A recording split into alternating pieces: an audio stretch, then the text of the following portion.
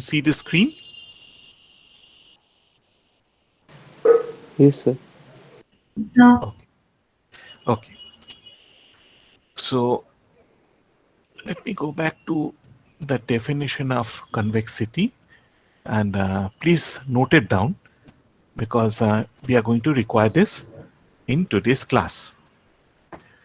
So we said that a function is convex if this property is satisfied. That is fx is less than equal to lambda f of x1 plus 1 minus lambda x2. We take 2 points x1 and x2 on the domain of the function. So we take two values of x and we take a third point x which is such that which is just 1 second.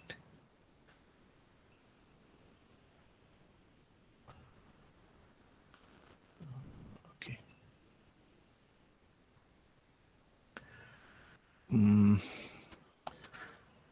Okay, so convexity is if this property is satisfied, if instead of a weak inequality, we have a strong inequality is just less than, it becomes strictly convex.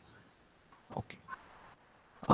Concave have a লিখেছে কি? হ্যাঁ, concave is the sign gets reversed. Okay, and obviously strict concavity is this is fx is greater than, and just concave or weakly concave means it is greater than equal to. Okay. Then we have defined a level set where you have different values of x, but the functional value y equal to fx is the same. So you can see in this linear segment, whatever the value of x, the value of f is the same. So this part is called the level set.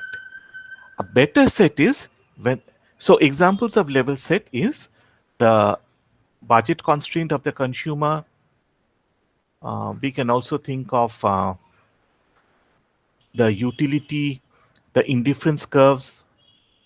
In case of production theory, the isocons. These are examples of level sets. Okay. Now, if you think about, let us think of Q1. Okay, Q1 represents an output level. If we go up this side above the Q1, then we get another isocont where Q2 is produced. Now Q2 is greater than Q1. So we say that Q2 is better than Q1 and all points over here. I mean, not just Q2 because Q2 can be over here, it can be over here. So any point above Q1 is said to be the better set of Q1. Q0 on the other hand implies a lower level of output. So all points below this Q1 isocont is said to be represents the worst of set. So we have better set where the functional value increases. We have the worst set where the functional value decreases. Okay. So using these definitions, it is also possible to define the meaning of define two new concepts, quasi-convexity and quasi-concavity. If the function, if the better set is a convex set, okay, then we say that it is a quasi-concave function. Okay. On the other hand, if the worst set is a concave set, then we say that it is the function, original function is quasi-concave. And you can see, just bring in the concept of strict by saying that the worst set is strictly concave, then the original function is strictly quasi-concave. Okay, you just have to add the word strict. There's no intrinsic difference.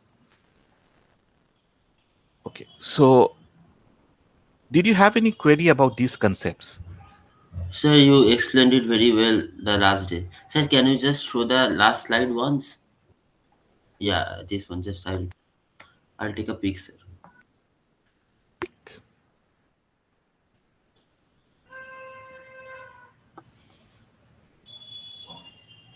Thank you, sir. Acha. Now we are going to go into a bit more details into these concepts, quasi-convexity and quasi-concavity. So in fact, we are going to spend 2 classes. Today we are going to discuss some concepts and theorems, and in the next class we are going to do some problems. Okay. Now, why are we studying convexity, quasi-concavity? Why are these concepts necessary? See, as an economist, we are interested in finding out the optimum. Optimum can mean either maximum or minimum. Okay. It depends on exactly what we want to do. Suppose we want to we are interested in utility, then obviously we want to maximize utility. But suppose we are going from one place to another and we want to just go there as quickly as possible. So in that case, the relevant parameter is time. And we want to find out a way which will simply minimize that time. Okay, so in that case, the exercise that we want to do is to minimize. So as an economist, we want to maximize in certain cases. In other cases, we want to minimize. But why is convexity important over here? Now, let us consider a producer. His profit function pi is given by the difference between revenue, the amount that he gets at sales, which we denote as R, and his cost of production. Both depend upon Q. If he produces a higher level of output, his cost will go up. On the other hand, depending on what his output is, he's going to get a certain amount as sales, what we call total revenue. So profit is the difference between what he gets after selling the product and the cost. Okay. Now I've shown over here 4 different shapes of the profit function. Can you tell me at what output level he will choose in this diagram? So we are going to move like this. Okay, 1, 2, 3, 4.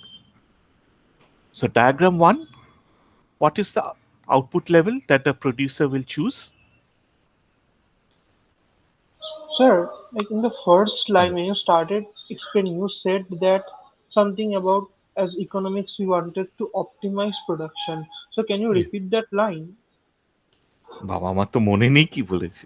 What I said was, as an economist, we want to optimize.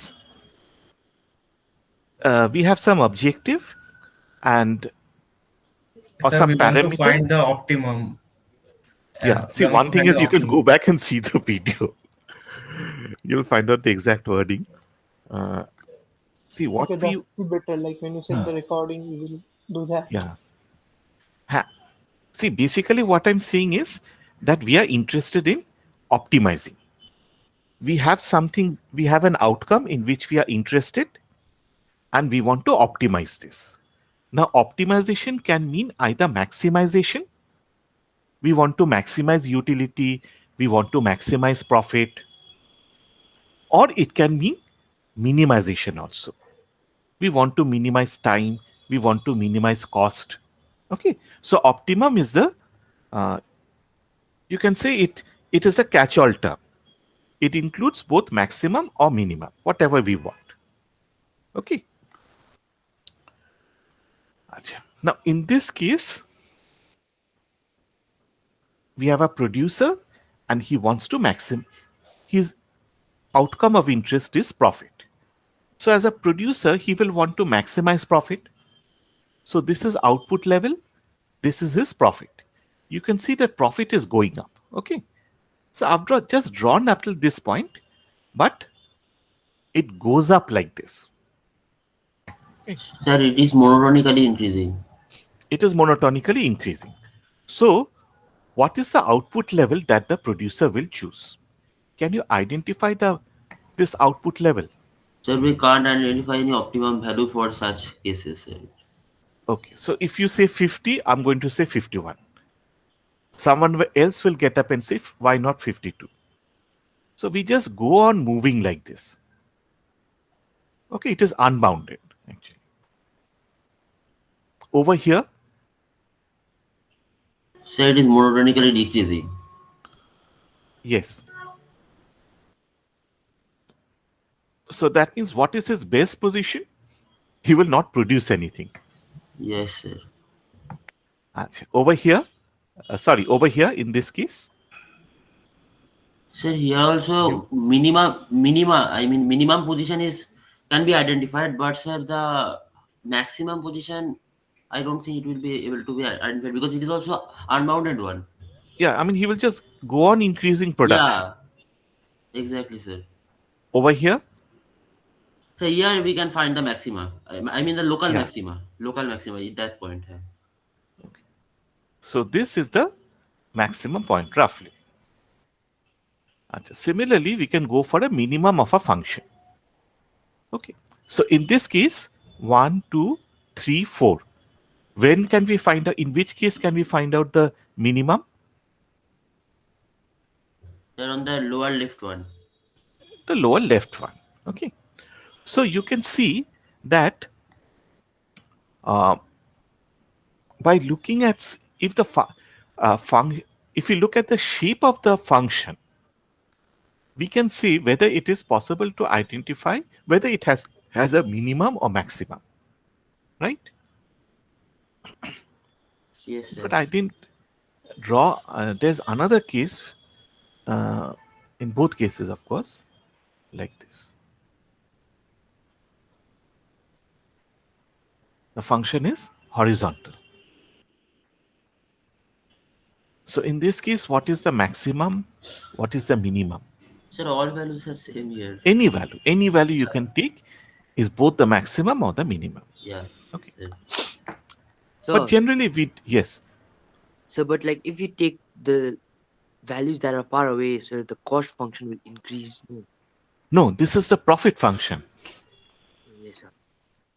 Okay, I don't think that we will have a profit function like this, but suppose we have. Okay, so this is actually R minus C. Your C is going up, but R is also going up by the same amount.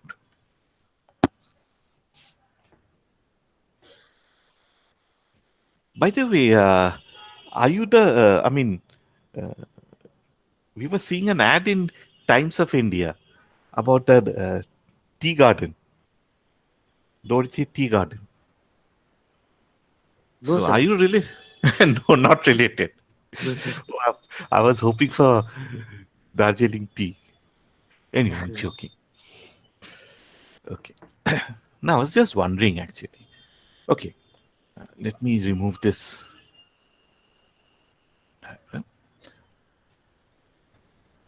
Okay. So the important thing is that if you know whether a function is uh, convex or concave, we can say that it has a minimum or maximum. So can you tell me the relation between convexity, concavity, and the optimum? Suppose we have a convex function. So which is a convex function? Let us say a strictly convex function. Is this convex or is this convex? So the left one is convex. Okay. So in this case, what do we have? So minimum. Minima. Sir, the local minima. Yeah. So convexity implies that a minimum can be identified. And what does concavity imply? If you have a convex function, it implies Maximum. that you have a maximum. Okay?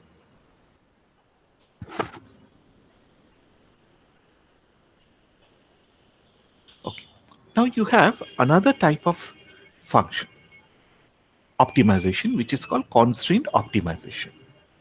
I mean, consider Sir, utility. you said convex is minimum, right? Sorry. Yes, convex is minimum. Huh. I've written it correctly. In fact, it is strictly you should write these are actually strictly.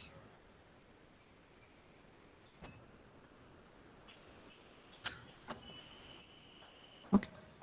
So over here we can see, I mean, if you look at the red line, so based on whether the function, why are we focusing on convexity or concavity? Because later on, when we are going to look at optimization, convexity, concavity will tell us that, okay, the point that we have chosen, can this be a maximum or is this a minimum? It will give us hints about it. Okay. Okay. Now, there's another type of optimization which is called constraint optimization. Consider the case of a consumer who is interested in utility, and he gets this utility by consuming two items, X and Y. Now he faces, if he increases consumption of either commodity or both, so he increases consumption of X or consumption of Y or consumption of both items, what will happen to utility? His utility is going to go up. So can we find out the maximum utility?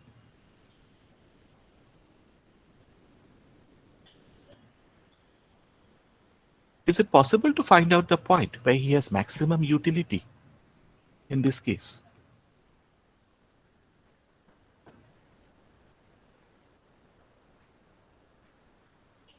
No, sir.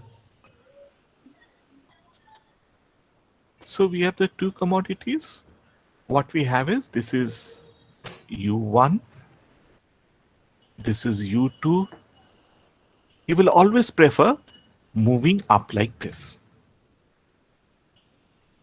Okay. He will want to consume more and more. In fact, when you start the microeconomics, this indifference curve, you will see there's an axiom of greed. The consumer will always prefer more of a larger commodity bundle to a smaller commodity bundle. However, in case of a consumer, generally he faces what we call a budget constraint. He cannot consume any amount that he wants. He has a fixed income, and so his expenditure cannot exceed his income.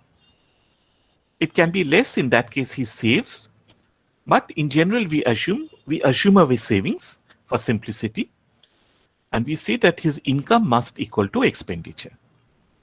So on one hand, the consumer wants to move up like this, increase his utility level, but at the same time, he faces a constraint in the shape of a budget constraint. So he cannot move beyond these points. Okay, so these points are not feasible. He will increase his utility if he moves over here, a point over here, but this point is not feasible. He can lie only on the line or below this. Below So why this, did you take minus m? beg your pardon? Why did you take minus m? Like minus m equal to p. Oh, sorry. It is not actually minus m.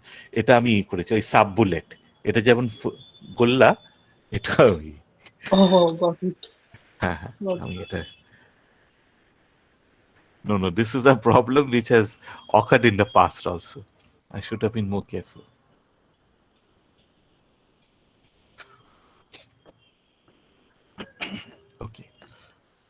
Okay, so this is his, what we call his feasible set. And when he tries to optimize, he has to optimize, or rather he has to maximize within the feasible set. So maximization means he has to choose a point within the feasible set. So this is called a constraint maximization.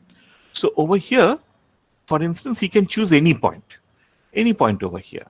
Here only within the feasible set. Another example is that of a producer who wants to produce a certain output level, but at minimum cost. Okay, so the cost is given as WL plus RK, the amount of labor that he uses into wage rate, the amount of capital that he uses into R. So this will be the utility maximization. If you could have moved to U3, it would have been wonderful. But the problem is it's outside the feasible set. But if you look at this point, well, it's not perfectly drawn, but assume it touches. See, all the points over here on U2 are above the feasible set. But this point is on the budget line. So only this point is feasible. These are not feasible. This entire curve is not feasible. Okay. So this represents the maximum. Sir, can you show the previous slide once?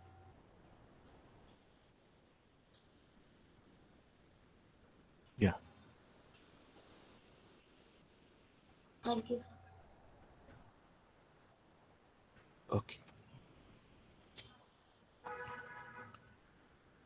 Okay, so you can see that over here he chooses the point of tangency. Again over here, but his objective is to move up like this, right? Here what he does is, if he comes down, his cost is minimized. Here the cost is the least. In C1 the cost is least, but the problem is he has to produce this output level. He cannot produce this output level if at a cost of C1. Okay. So he tries to move like this, but he has to remain on Q0. So points like these are feasible. And this will represent the optimum. This will be discussed later on by SM and MD. But sir, on the points on the C3, sir, if our budget line is C2, then how can we afford the lines on the C3, sir?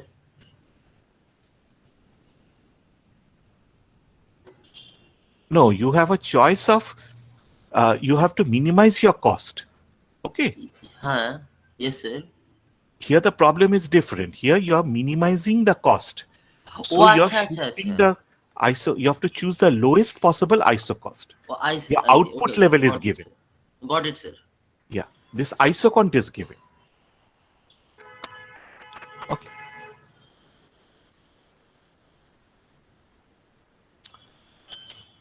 Okay, so in one case, over here, what, let me go back. So what have we said over here? That when can we find out the maximum? So when the curve is concave. When the curve is concave. Okay.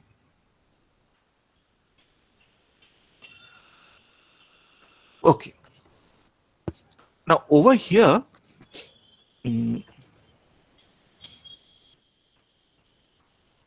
mean, just from concavity, you will see that just from concavity, it may not be often possible to find out whether you have a maximum or not.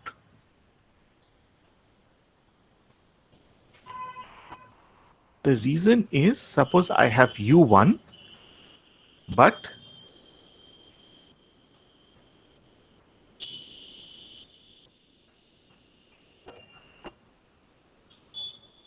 okay, so this function is concave, right? This is the budget line. These are all concave functions, right? No, sorry, these are what we say are, sorry, get acquainted with the,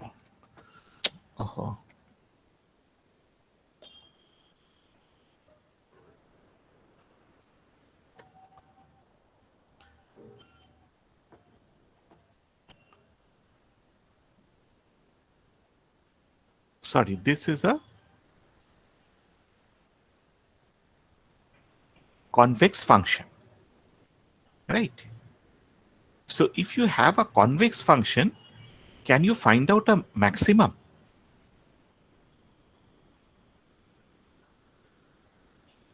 No, sir. Sir, but given the budget line, we could find. Okay. So previously, when we had looked at unconstrained maximization, we were focusing on convexity. And the answer to this question would have been no. We can't find out the maximum, right? But if we are looking at unconstrained maximization,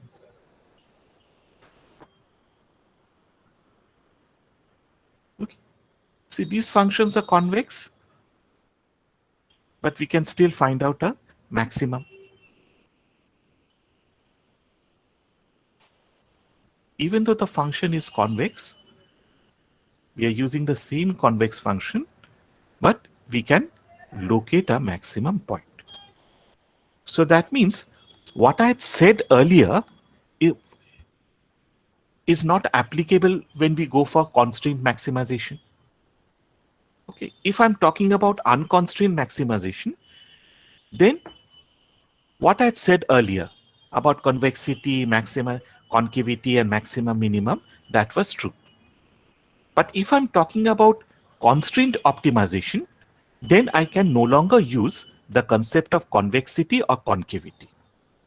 In that case, what we require is the concept of quasi-convexity and quasi-concavity. Okay, that is why we are studying these concepts.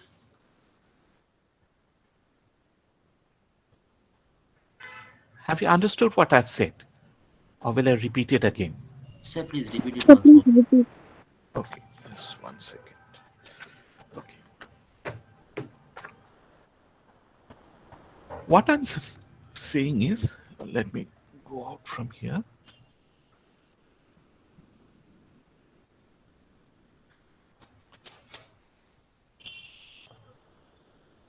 See, we have two types of optimization. One is we just have to maximize or minimize. There's no constraint. Okay, that is the simplest case. In this case, simply by looking at whether the function is convex or concave, we can say whether we are it's possible to minimize or maximize, right? Yes, sir. Okay. But when we are talking about optimization, we can also have constrained optimization, right? In case Yes, sir. of constrained optimization, if we try to apply the earlier rule, what is the earlier rule? This strictly convex mean you have a minimum, strict concavity means you have a maximum. If you want to apply this over here, we will get wrong results. See, this Yes, is a convex function, and the answer is no, we can't find out the maximum. But you can see over here that yes, we can find out the maximum. This is the maximum. So that means the earlier rule is no longer applicable. We should not apply the earlier rule.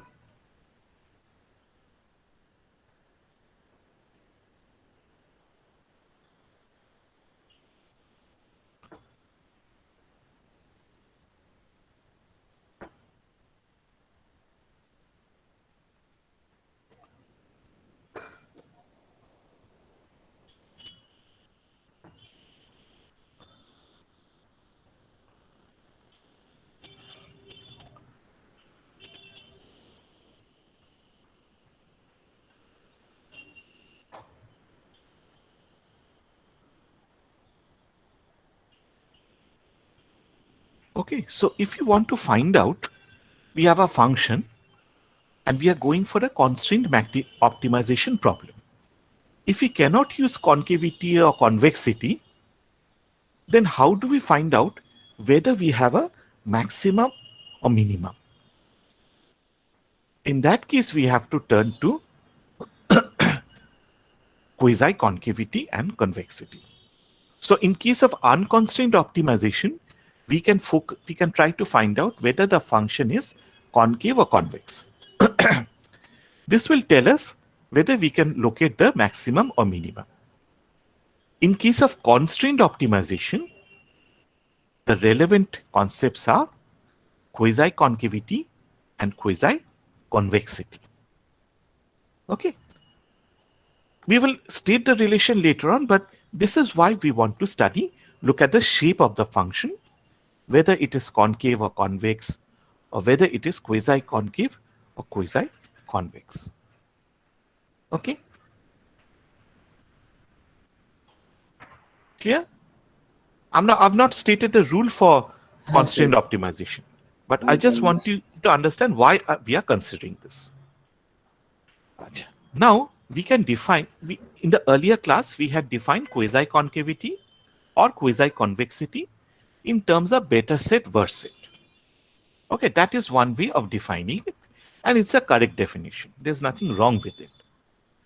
But if you want to understand the relation between convexity and quasi-convexity, or concavity and quasi-concavity, then it's easier if you approach a geometric follow a geometric approach. Okay. So we are going to restate the definitions first, and then we are going to look at Sir, can you please the bring nuances back of. the last page?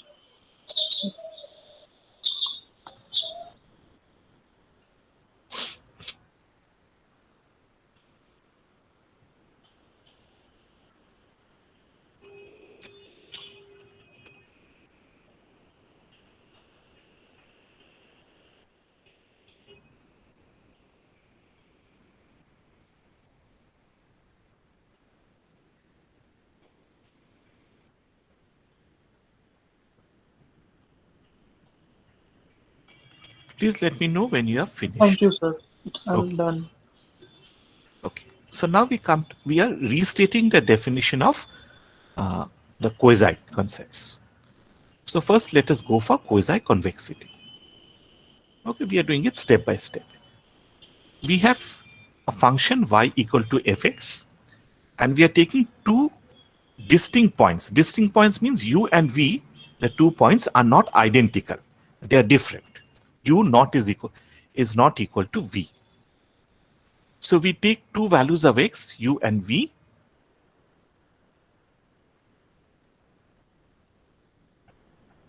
Okay, so actually it's a repetition. These 2 points will give rise to two functional values. So if you put in x equal to u, you get m. If you put in x equal to v, we get n. And we assume that fu is less than equal to f of v. Okay. The function is said to be quasi-convex if all points on the arc Mn are lower than or equal to in height to point N.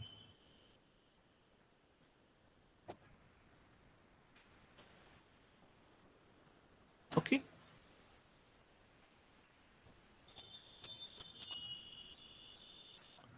So what I'll do is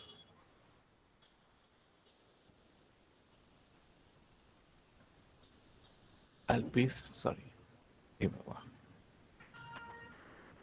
I'm going to paste this definition over here, otherwise you will forget.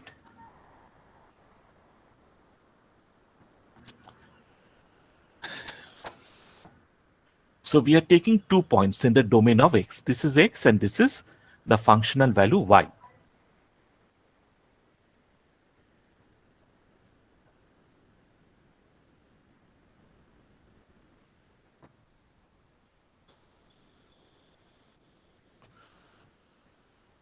Okay, so we are taking 2 points in the domain of x, u and v. So if I put in x equal to u, I will get this point, m. If I put in x equal to v, I will get this point, n. Right?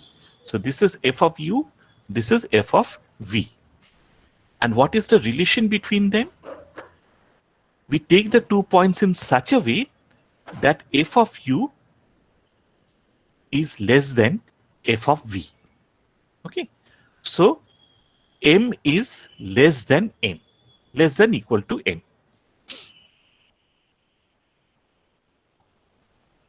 All points on the arc mn, all these points, okay,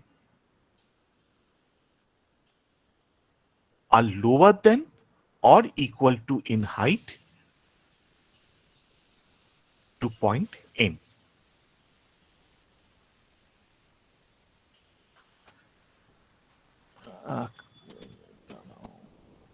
ওহো, আমার উল্টো হয়ে গেছে।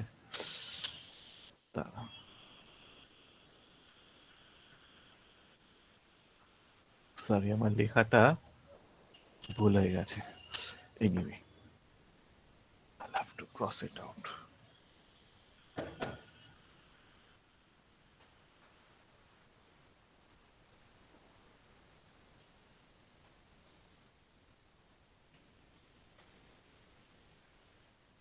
Okay, don't look at this writing.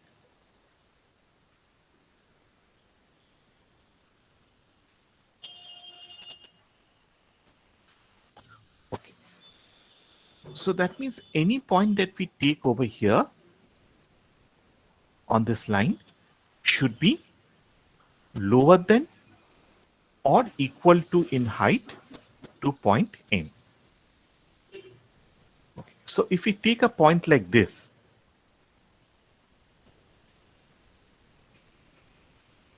let us say K1, is n greater or n greater? Okay, K1 greater or n greater? Sir, n. Okay.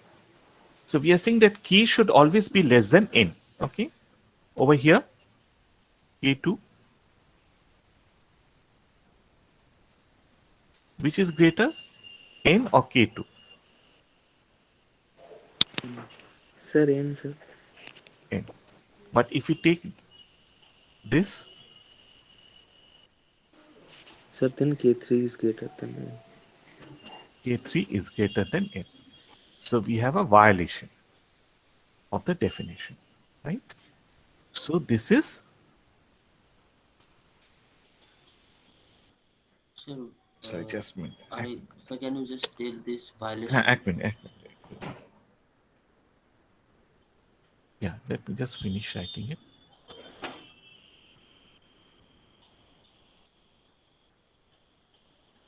So this is not quasi-convex. We are not satisfying this definition. Sorry, কি বললে তুমি? You want me to repeat this? Said that the Definition. violation part, sir. Okay. See, we have taken 2 points and the definition says that all points within this region, M and N, these should be lower than N. Okay. So if we look at points like K1 and K2, this definition is satisfied. They are lower than or equal to in height to point N, Yes, sir. right? But if we take K3, Then it is higher than n Yeah. in value. so this definition is not being satisfied. Yes, sir. So it is not quasi-convex. Yeah. Okay, sir. Okay, look at points over here. Sir, but what happens to production if we go above n? Wait. Yeah, beg your pardon, I didn't get your question. What I was happens to asking production? What happens to production if we go above n? That is point K3. No, this is why is production coming into the picture? No, but if we go to that point, will it not increase? Not production, that functional part. এটা কি production curve হবে? And I don't think so, sir. No. It is just general curve, no? So I guess he's talking See, about. I'm not. Yeah, we are not talking about optimization. Okay, we are just seeing whether this definition, this part holds or not.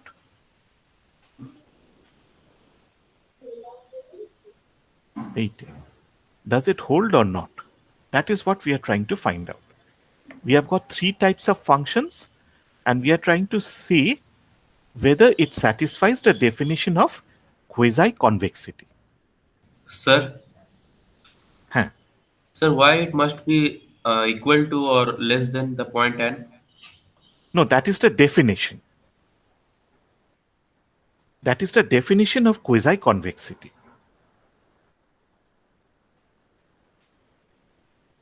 Actually, I thought you were relating it to production, these functions.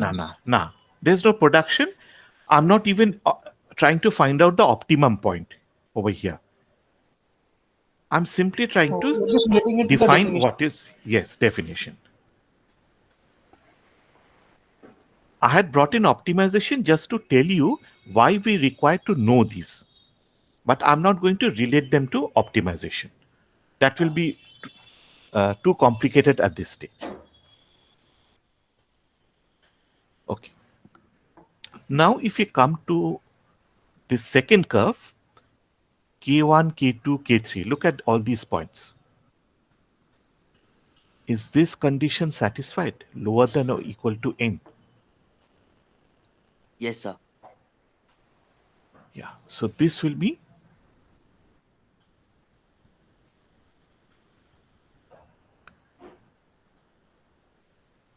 strictly quasi-convex. Over here,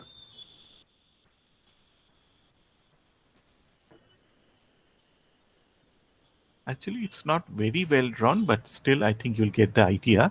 K1, K2. This is supposed to be horizontal. Okay, parallel to the x-axis. So if you look at this, what happens? So n is equal to K1 and K2. Yeah, we have got n equal to K1 or K2. Here we can always say that K is Ki, whatever I is, it's less than m. But suppose we take a point like, suppose m is over here and n remains over here. So what do we have? K3 is less than n. Okay. So Yes, all in sir. all, what can we say? We can say that Ki Is less or equal to n. less than equal to n. So that is less than or equal to n, right? So it is satisfying the definition of quasi-convexity. Yes. But because you have this inequality, right, because of this, it becomes weak, or simply we say it is quasi-convex. Okay. Here, see, it is a strict inequality. That is why we say it is strictly quasi-convex. Here it can be less than, but it can also be equal to. That is why we say it is, we can say simply quasi-convex, or if you want, you can put in weak before it. It's better if you use quasi-convex. Okay, is it clear? Yes, sir. Yes, sir. Will I move to the next slide? Sure, sir. Okay. Now, what is quasi-concavity? So I've just copied down the definitions, copy pasted it, and the only difference is over here. Instead of quasi-convex, it will be quasi-concave. It was less than or equal to. Now it is greater than or equal to, and this should have been n. So the differences are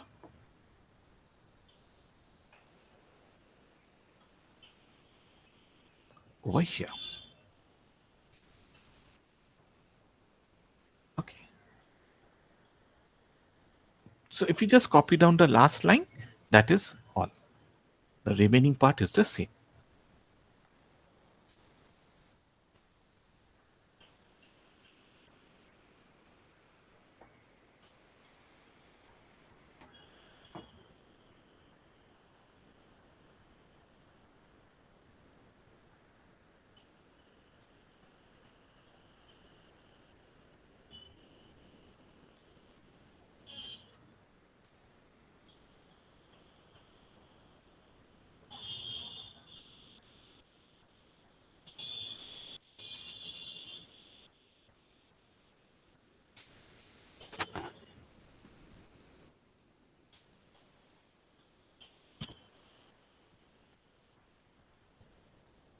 So again, let us take the 3 points. So now previously we were comparing with n. Now our reference point is m.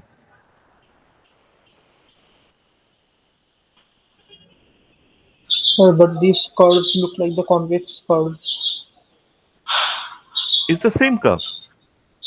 Oh, we're doing it on the same curve. Hmm. But I'm not getting. What are you trying to say? Sir, he No, I was thought you thinking were that these curves will be different. exactly. No. But let us see what happens. See, in this case, what happens? They are greater than or equal to. See, all these points are greater than or equal to m. So the definition of quasi-concavity is satisfied.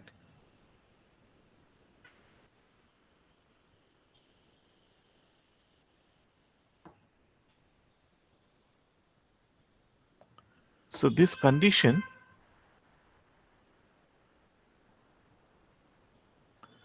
is satisfied over here.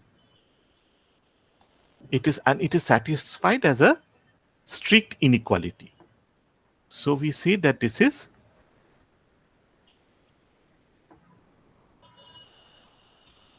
strictly quasi-concave, right? Acha. Over here,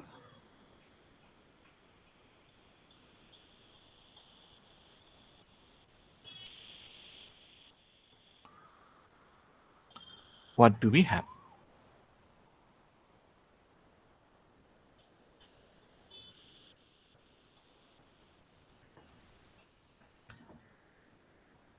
What do we require? All the k values should be above m.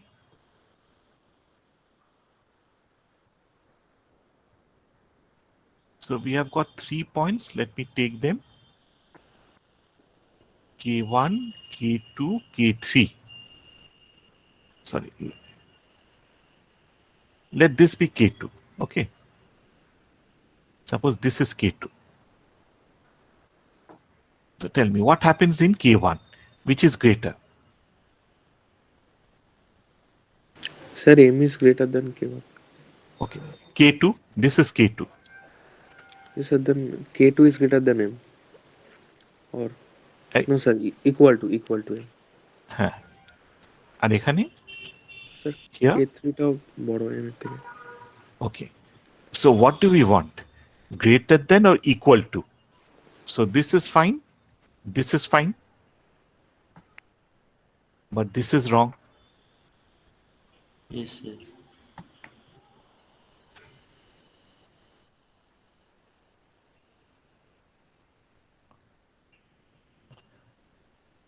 So this is not quasi-concave. Okay, over here,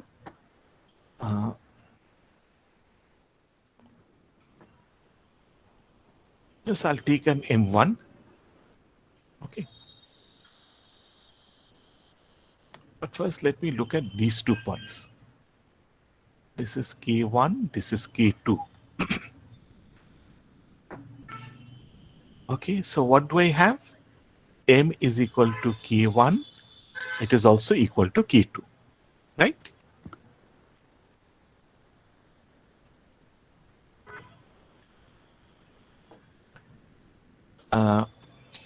Suppose rather instead of taking M1, let me take this as N or N1. Then we can also take a point like this, K3. What is the relation between M and K3?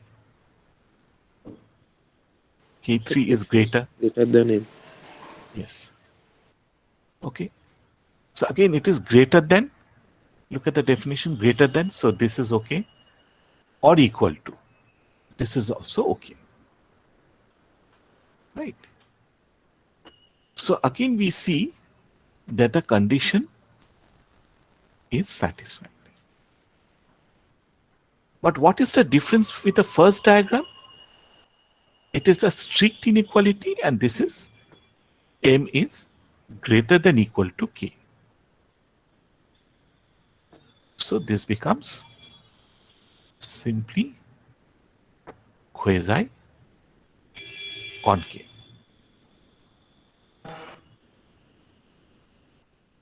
Okay? So I Is it have a clear? question. Yes, please.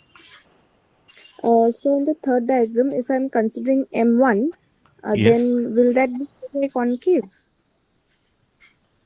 Okay, you tell me. Suppose I'm taking M1 and M. Hmm. Will Yes, it be quasi concave or strictly quasi concave? M1 is lower than M.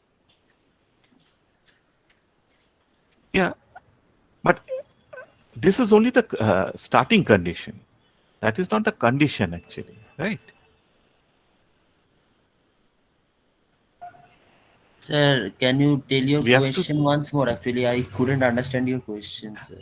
It's not my question actually. What Oh, acha. she's saying that I'm taking M1 and N. Yes, sir. If M1 and M are the cornering points, right? Huh. In that case, what is the nature of this function? Sir, but in that case, it will also be quasi-concave, I think, because M1 is 1 minute. always getting. If we take M1 and N, yes. So we have got different values of k over here up till this point. Okay.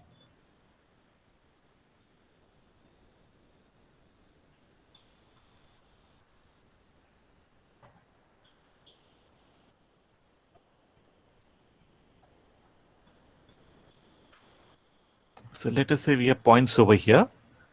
What do we have? M1. And what happens to K1, K2, K3, K4? So it is greater than M1. Yeah. K3. See, the relation becomes like this. But if you are just comparing with M1, we have it as a strict inequality. Isn't it? K1 and K2 may be equal, but they are greater than M1, strictly greater than M1. Yes, sir. So, in that case, if you are just considering this part, then it will become, the function will appear to be strictly concave. But see, you cannot say that this will be M1 and this will be M. So we need It has to be, restrict it they can between be at M1 and any M. point. They can be any point. You cannot choose 2 points. They can be any M. ঠিক আছে মানে বুঝতে পারছি sir একটা জিনিস one thing sir যদি M1 থেকে N অবধি নেওয়া হয় পুরো প্যাচটা স্যার ইন M1 দ্যাট থেকে কেস N, ওকে। হ্যাঁ ওই যেটা লিখেছেন আর কি স্যার বলছি তাহলে স্যার K1 K2 তো N এর ইকুয়াল না তো সেটা তাহলে তো কোয়াসি কনভেক্সই হয়ে যাচ্ছে স্ট্রিক্টলি তো আর থাকছে না না মানে ঠিক এখানে একটু কনফিউশন হলো আর কি ঠিক আছে K2 is equal to K1 তাই তো হ্যাঁ স্যার এবার এটা ইকুয়াল টু N হ্যাঁ কিন্তু আমি তো N-টা নিয়ে কিছু বলছি না আচ্ছা এনটাকে নিয়ে দেখবো না শুধু এমটাকে নিয়ে এখন দেখবো। দেখছি না what আচ্ছা, I'm okay, looking sir. at is M. আচ্ছা আচ্ছা So what happens? Oh, I can get it. এবার বুঝেছি okay sir then in that আচ্ছা। case it is So tell me whether it is quasi-concave or strictly quasi-concave. Sir strictly তাহলে হচ্ছে হ্যাঁ sir No, it is still quasi-concave. ও আচ্ছা sir ওই K2 equal to K1 আছে Can you তাই tell me why? Sir ওইটাই হয়তো K2 equal to K1 No, the reason is, see, this M and N can be any points. They have to hold for all points. As long as N is greater than M. The only restriction I'm imposing is N is greater than N. Okay. So that means M1, M can be any point. It can be over here. It can be over here. It can be over here. So will It it can not be M1 less than equal to Ki? M1. Or M1 less than equal to Ki? K and N. You mean this condition? Yes, sir. Yeah, that is a definition. But I'm saying that over here, if I just consider this particular combination, N, M1 and N, we will have M1 less than, strictly less than Ki. You're saying this should be less than equal to. But why? Look at this. K1 it may be equal to K2, but it is K1 is greater than K3, K4. So if we just take compare between M1 and K1, I mean, just look at these values. Suppose M is 2, okay? And we take K1 as 3, K2 as 4, K4 is, 3, K3 is 4, K2 is 5, K1 is also 5.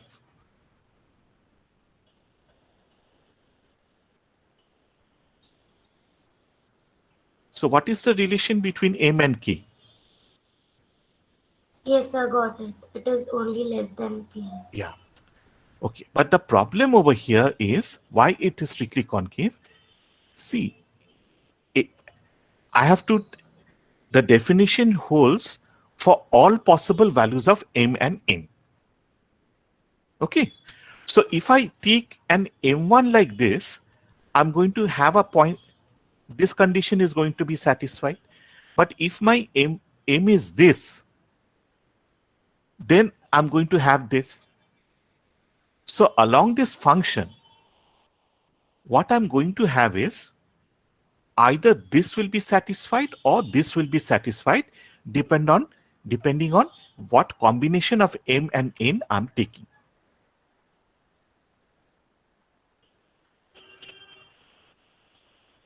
Did you get this, or will I show it in a diagram? Yes, sir, I got it.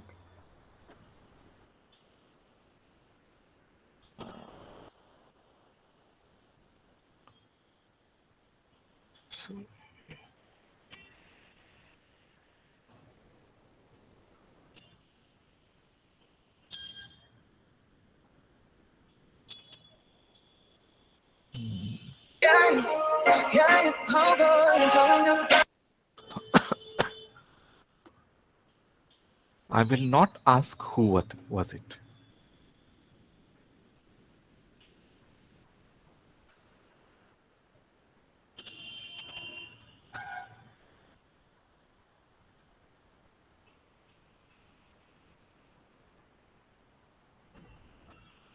ঠিক আছে, এরকম I'm taking a function. Sorry, just one second.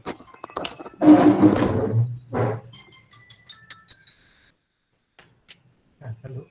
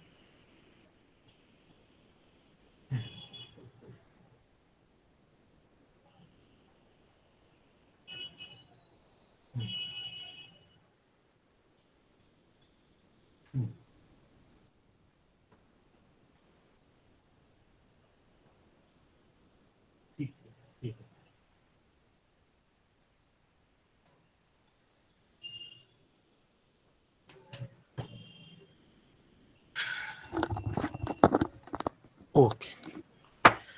Sorry for the interruption.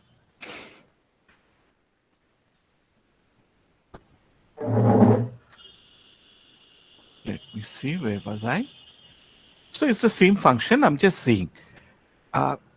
See, if I want to look at quasi concavity, I have to take 2 points such that m is less than n. Okay. So I can take points like this.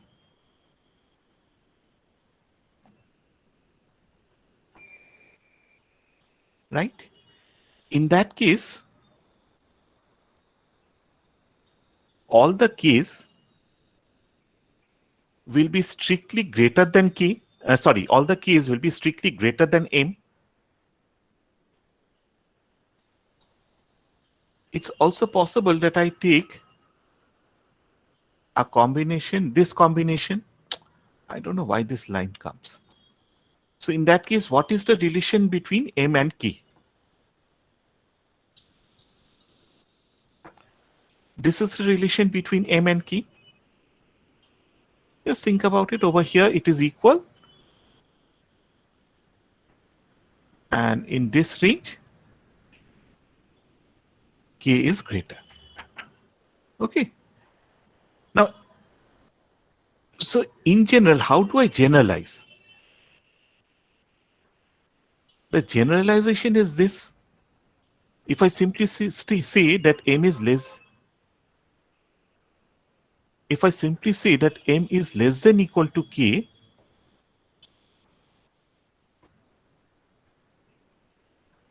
okay. If I simply say that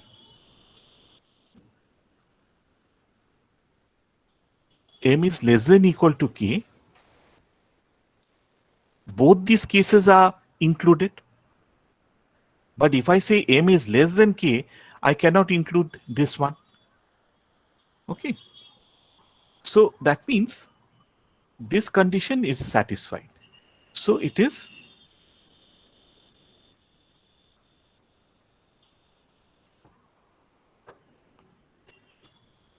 weak quasi-concavity. But if I have a graph like this,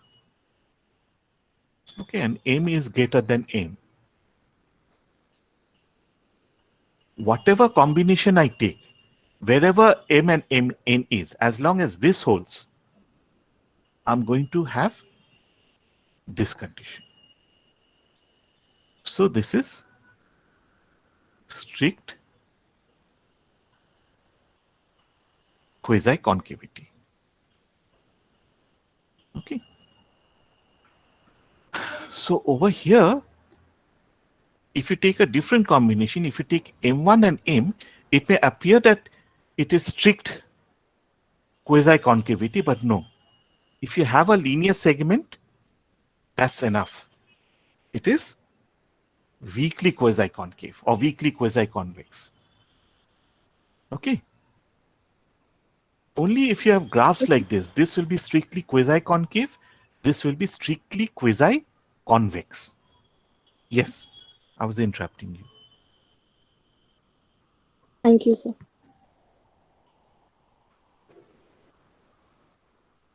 Okay. Generally speaking, I mean, what I've drawn is one variable case. You Sir, have got can you show your drawing once more, sir? it. Yes, sir, this one, just a moment.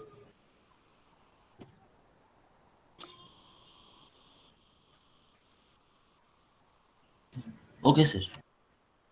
Achha. See, the diagrams that I've drawn is a one variable case. Y is a function of only one variable.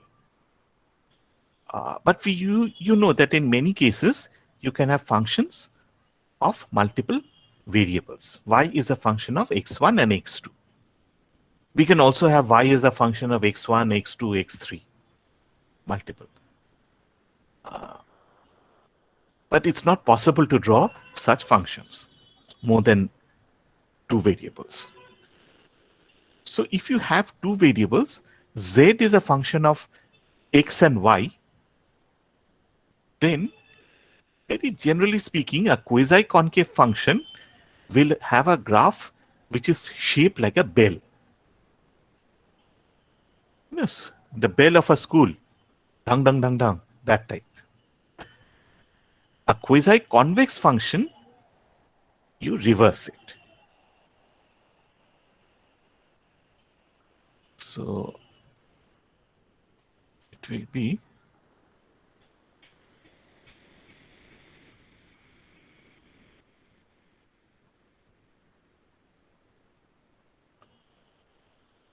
something of this type.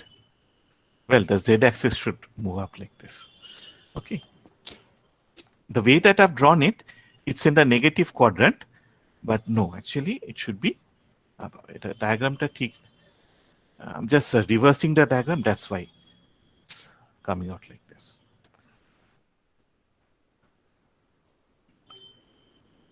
So the axis should be like this.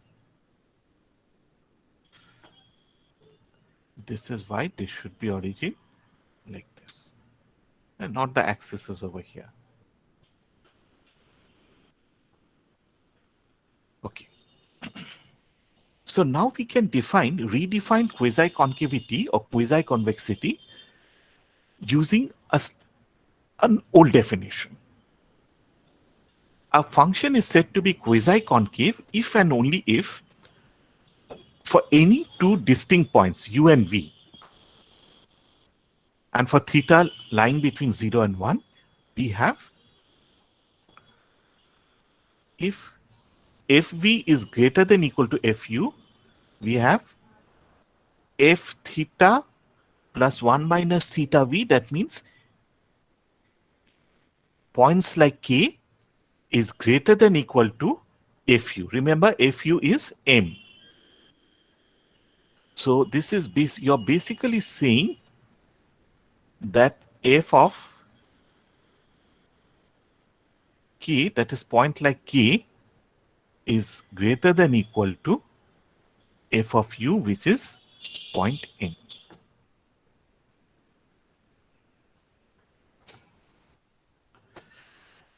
And quasi-convex if this gets reversed. The inequality sign gets reversed. And sorry, there should be another change. This should be v.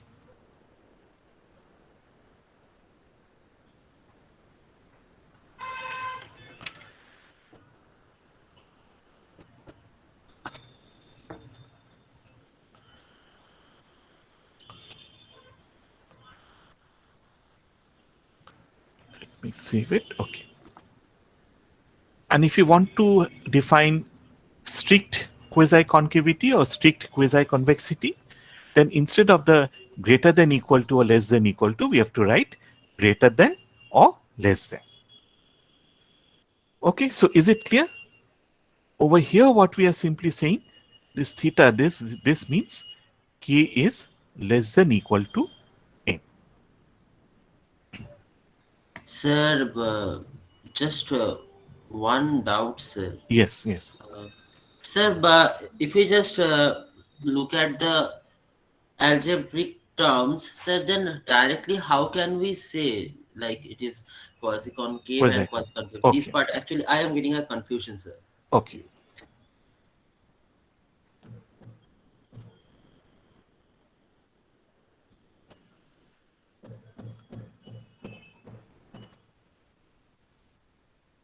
এটা হচ্ছে quasi-concave, ঠিক আছে? Just remember this. Okay, sir.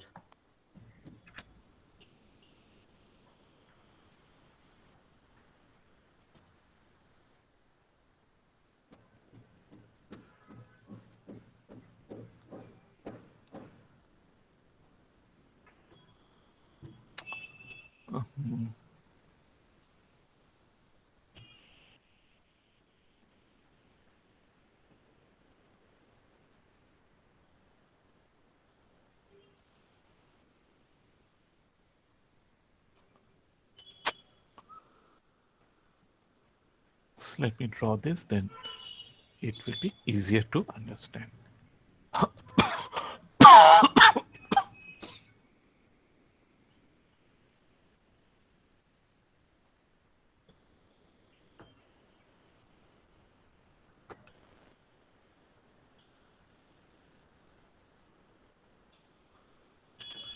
So this is U and this is V.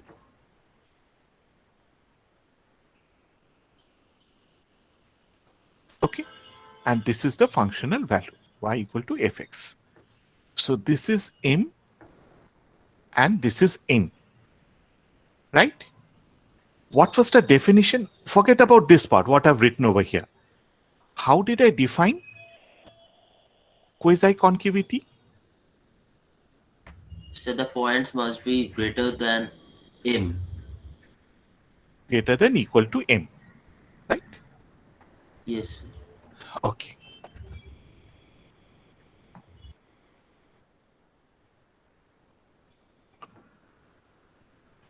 Right? Suppose this is equal to small k. ঠিক আছে? This is capital K, this is small k. আচ্ছা. Now, how do I get what is small k equal to? It is the linear combination of U and V.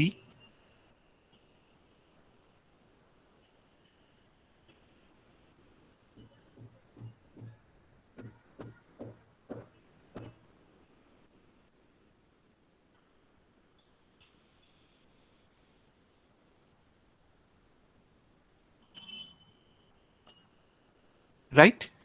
It lies between in the interval U and V. So I can represent this in this form when theta lies between 0 and 1. Right? So when I'm saying M less than equal to K, what is M? M is f of U. This is less than K. What is K? Function f of small k, right? Can I write like this? Sir, can just last part, what you told, if you less or equal to K, capital K. হ্যাঁ দেখো m is equal to fu, তাই তো? হ্যাঁ হ্যাঁ আচ্ছা, capital K is equal to f of small k. হ্যাঁ হ্যাঁ I'm just using this now. Sir, have you written 1 Yes. minus theta v?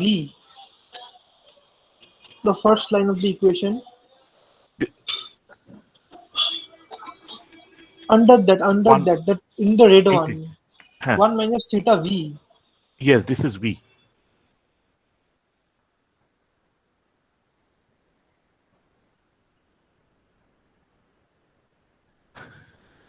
Okay. Acha. Now look at the definition.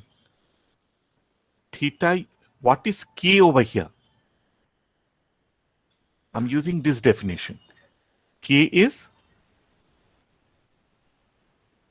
theta U plus 1 minus theta V.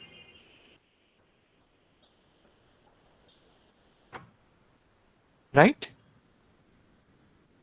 So I can simply use this part and this part. If I bring it together,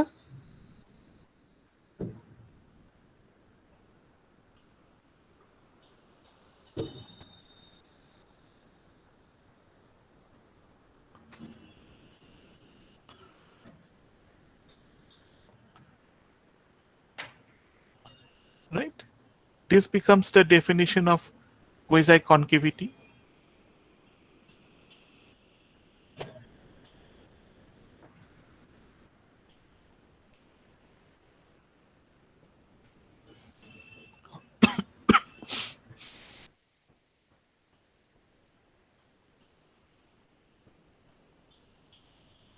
ঠিক আছে, am I clear?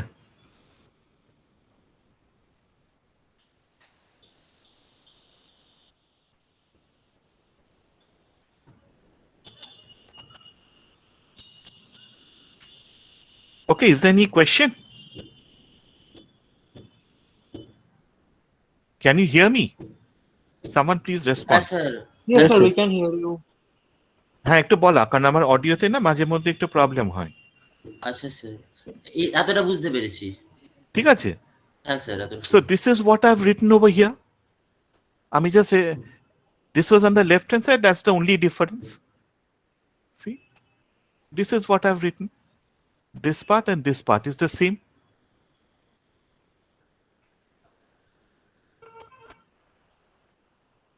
Did you get it now?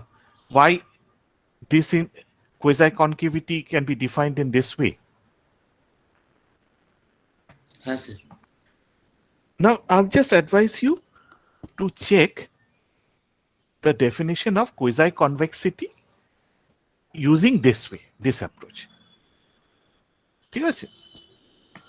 You So write now down we'll the- do it. No, I want to go to the theorem because otherwise, I've got 3 theorems. Theorem 1, negative of a function. This says that suppose you have a function which is quasi-concave. Then, okay, again we are going to have this problem. If fx is strictly quasi-concave, here this is really minus. Then minus fx will become quasi-convex. And vice versa. The second theorem is about concavity and quasi-concavity, or convexity and quasi-convexity. Any concave function will always be quasi-concave. But if you have a quasi-concave function, it need not be concave. Similarly, you have the same theorem for quasi-convexity. If you have a convex function, it will be quasi-convex, but a convex function need not be convex. And theorem 3, linear function. If you have a linear function, then it is both quasi-concave and quasi-convex. Sir, why the strictly is written in brackets, sir? আচ্ছা, যেটা আমি বলছি, it is actually 2 theorems.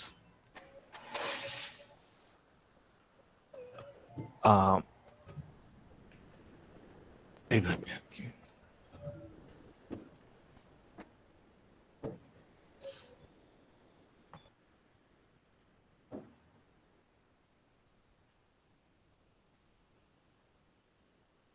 মানে sir, is it true for both quasi-convex and strictly quasi-convex? হ্যাঁ, so it's actually আচ্ছা আচ্ছা, তোমার 4টে হয়ে যাচ্ছে। হ্যাঁ স্যার, 4টে হয়ে যাচ্ছে। হ্যাঁ। বুঝলাম sir, okay sir, thank you.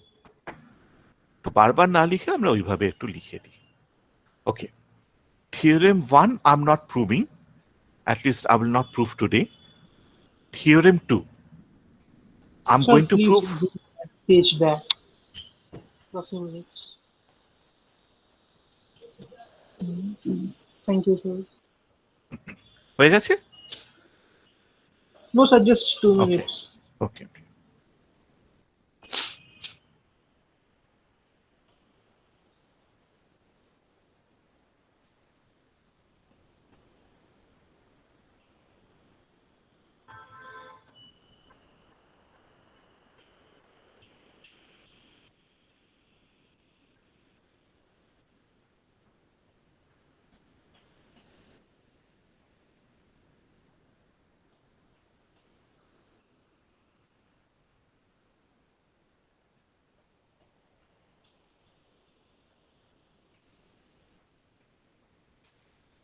Yes, sir, you can go ahead.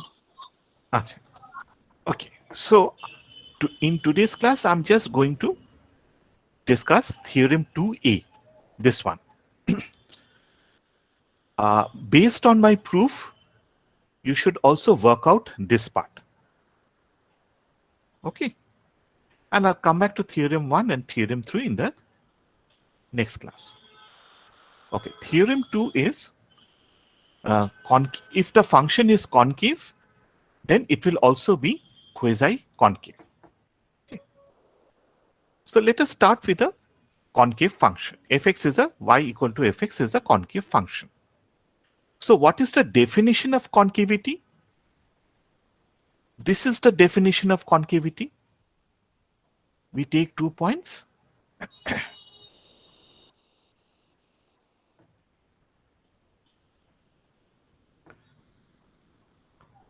It is concave, right?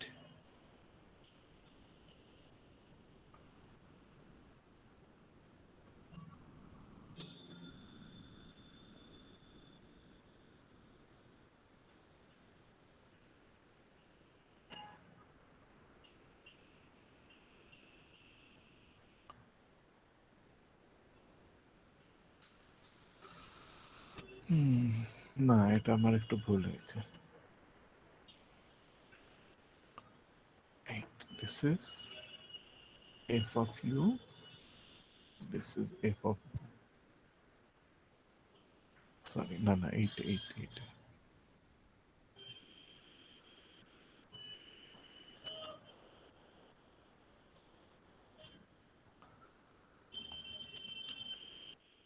This is the earlier definition. If you take the linear combination of fu and fv, we will get fx. But if we go for the functional value of fx, this will be greater.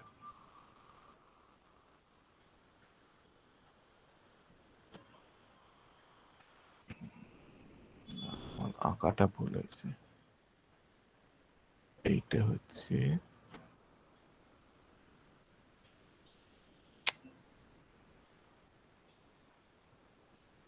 দাঁড়া, এটা আমি আবার এঁকে নি। Anyway, while I'm doing it, you can copy down the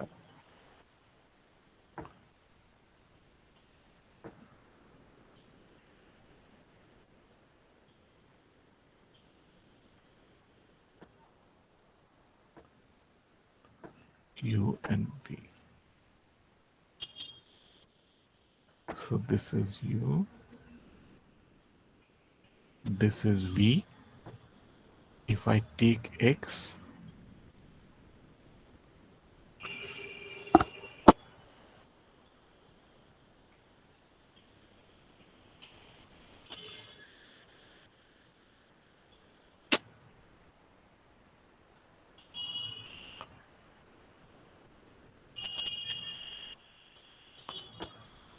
এইটাকে আমি একটু এখানে লিখছি, জায়গা নেই।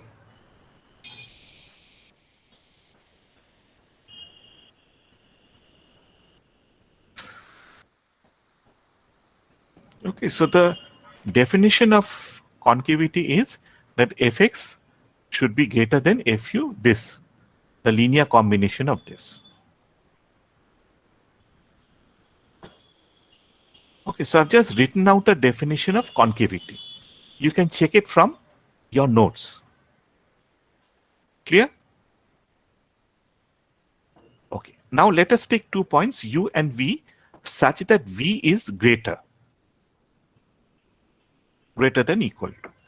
So any weighted average of fu and fv cannot be less than fu.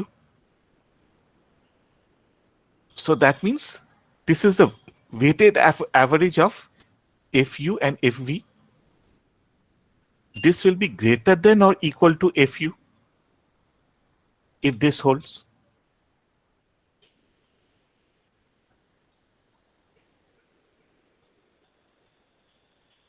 Okay, now if you combine equation 1 and 2,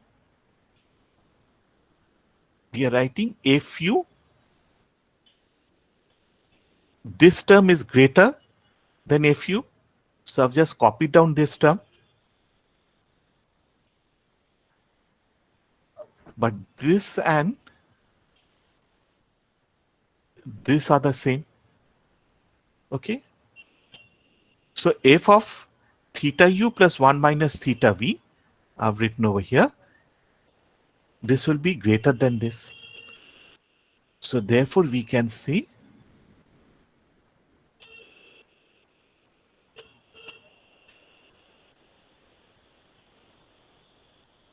right, which satisfies the definition of quasi-concavity.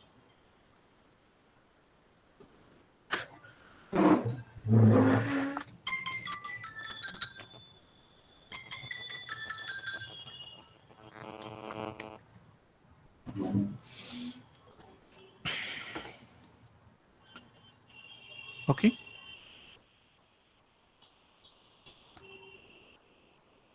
So therefore, if you have you start with a concave function and you take 2 points such that fu is less than equal to fv, then this condition will also be satisfied.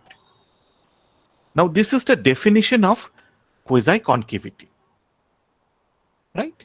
So that means the concave function will always be quasi-concave.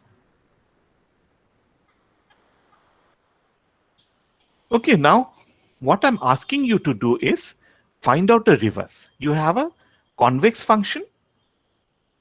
This convex function will generate will imply that the function is also quasi-convex. Just use this definition. Write down, replace equation 1, replace equation 2, and then combine them. Okay, so Is it homework? that is your homework because it's already 11:03.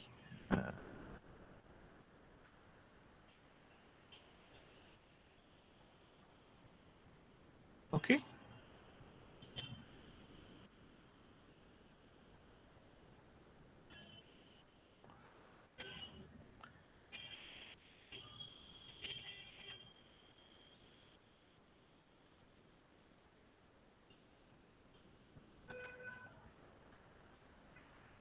Okay, so you have got 2 homeworks. One is this quasi-convexity part. You have to explain using this approach.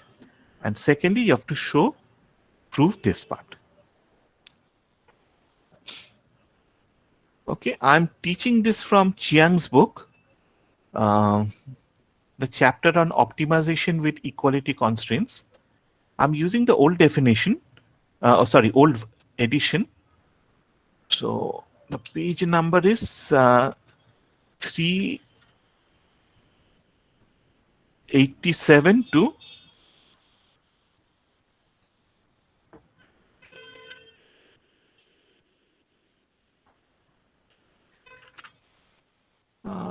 390-91. That's all. Okay, that is the reference.